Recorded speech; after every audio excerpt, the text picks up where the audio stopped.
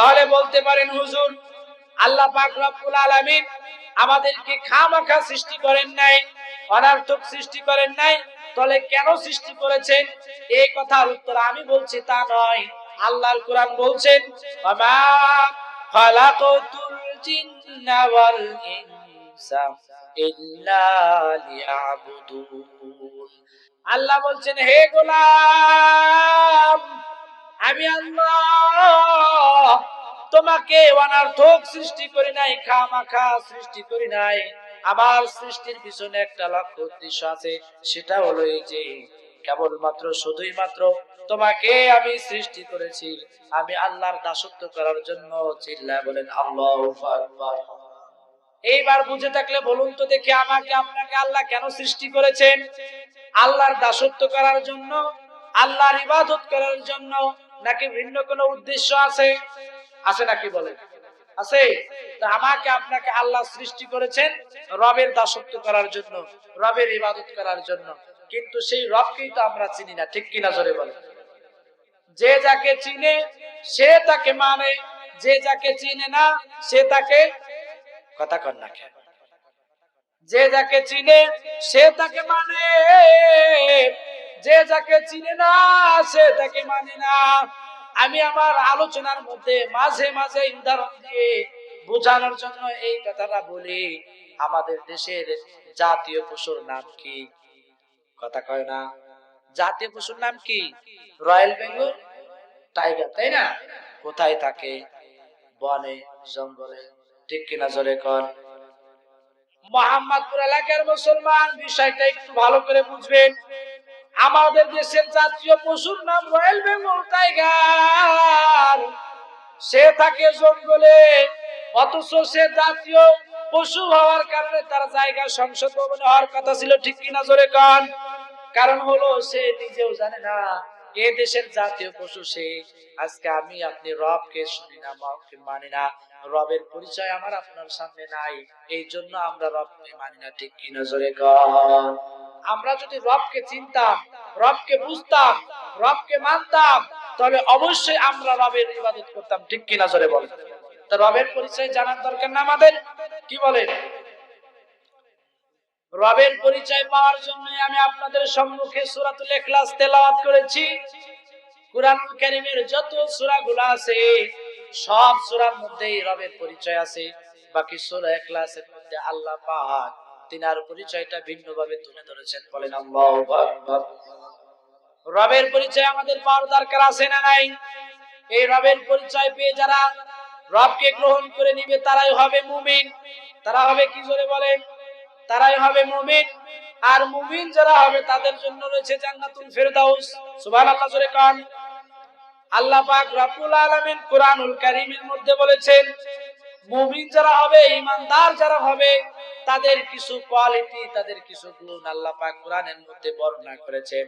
আমরা আমাদের সেই গুণগুলো বাস্তবিক জীবনের সাথে মিলাবো। বলেন ইনশাআল্লাহ। মিলাবেন তো ইনশাআল্লাহ? আল্লাহ পাক রব্বুল আলামিন এই সূরার মধ্যে মুমিনদের 5টি গুণ বর্ণনা করেছেন। কয়টি জোরে বলেন? 5টি গুণ। চলেন একটু বাস্তবিক প্র্যাকটিক্যাল মিলাই। আল্লাহ বলেন, ইন্নামাল মুমিনুনাল্লাযীনা ইযা যুকিরাল্লাহু ওয়াজিলাত কুলুবুহুম ওয়া ইযা তুলিয়াত আলাইহিম আয়াতুহু যাদাতুহুম ঈমানা ওয়া আলা রাব্বিহিম ইয়াতাওয়াক্কালুন। আল্লাহু আকবার। চলুন ধারাবাহিকভাবে তাফসীর করছি।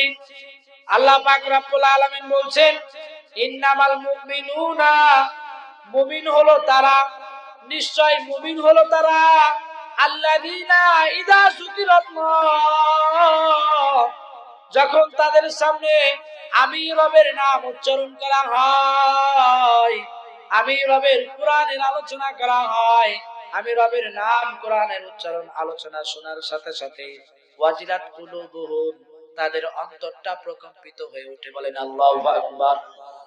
রবের নাম শোনার সাথে সাথে অন্তরটা কেঁপে ওঠে। কে ডাক দিল আমার রবকে? কে বলল আমার রবের কথা? রবের নাম শোনার পরে যদি কারো অন্তর কেঁপে উঠে, বুঝতে হবে তার মধ্যে ঈমান আছে। আল্লাহু আকবার বলেন। তাহলে গুণটা মিলায় নেবেন।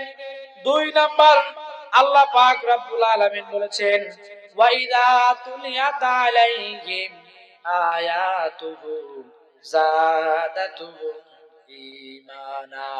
আল্লাহর কোরআন তেলাওয়াত শোনার পরে, শোনার সাথে সাথে আল্লাহ বলেন, আমি তাদের ঈমানকে বৃদ্ধি করে দেই। সুবহানাল্লাহ পড়ে। কোরআন কারীমের তেলাওয়াত শুনলে ঈমান বাড়ে না কমে? কথা কন না, আরো জোরে। আল্লাহ বলছেন কোরআনুল কারীমের তেলাওয়াত শুনলে ঈমান বাড়ে, তবে এই কোরআনের আলোচনা শুনলে সবার ঈমান বাড়বে না। এই কোরআন যখন আল্লাহর নবী আবু বকরের সামনে তেলাওয়াত করেছেন, আবু বকরের ঈমান বেড়েছে, ওমরের ঈমান বেড়েছে, উসমানের ঈমান বেড়েছে, আলীর ঈমান বেড়েছে। পক্ষান্তরে একই কোরআনের তেলাওয়াত যখন আবু জাহল, উতবা, সাইবা, আবু লাহাবরা শুনেছে, তাদের কিন্তু ঈমান বাড়ে নাই, বরং শয়তানি বেড়েছে। ঠিক কিনা জোরে কর, কথা কন না। একই কোরআন কিছু মানুষ শোনার কারণে তাদের ঈমান বেড়ে গেল, একই কোরআন শোনার কারণে কিছু মানুষের শয়তানি বেড়ে গেল। আজও পর্যন্ত দেখবেন আমাদের সমাজের কিছু মানুষ আছে, আল্লাহর কোরআনের আলোচনা তারা শুনতে চায় না। ঠিক কিনা জোরে কন, আল্লাহর কোরআনের আলোচনা শুনতে চায় না, কোরআন বুঝতে চায় না, কোরআন মানতে চায় না। এই কোরআন দিয়ে পার্লামেন্ট চলুক এটাও তারা চায় না। আছে না নাই? মুসলমান ভাইয়েরা আমার, আপনাদেরকে পাই টু পাই হিসাব বুঝাইয়া দিয়ে যাব। এইখানে আমি নোট করে এনেছি। মুফাসসিরিনে কেরাম বলেছেন ঈমান ভাঙার কারণ আছে 10টি। কয়টি জোরে বলেন? ঈমান ভাঙার কারণ আছে 10টি। তার মধ্যে এটা একটা আছে, আল্লাহর কোরআন, আল্লাহর হুকুমকে যে অবজ্ঞা করলো তার ঈমান ভেঙে গেল। নাউজুবিল্লাহ কোন।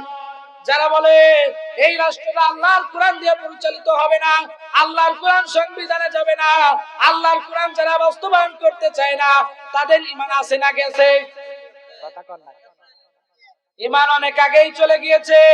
এই জন্য এক শ্রেণীর মানুষ দেখবেন আল্লাহর কোরআনের কথা শুনলে, কোরআনের আলোচনা শুনলে তাদের কিন্তু ভালো লাগে না, বরং গায়ে চুলকানি ওঠে। কথা কম না, আছে না নাই? মুসলমান ভাইয়েরা আমার, আপনার বাস্তবিক প্র্যাকটিক্যাল মিলায় নেবেন। যার চুলকানি আছে, মনে করেন বেগুন তার খাওয়া লাগবে না, বেগুন খাইলে, বেগুনের নাম শুনলে তার চুলকানি উঠবে। আছে না নাই? বেগুন তার খাওয়ার প্রয়োজন নাই, নাম শুনলেই চুলকানি উঠে।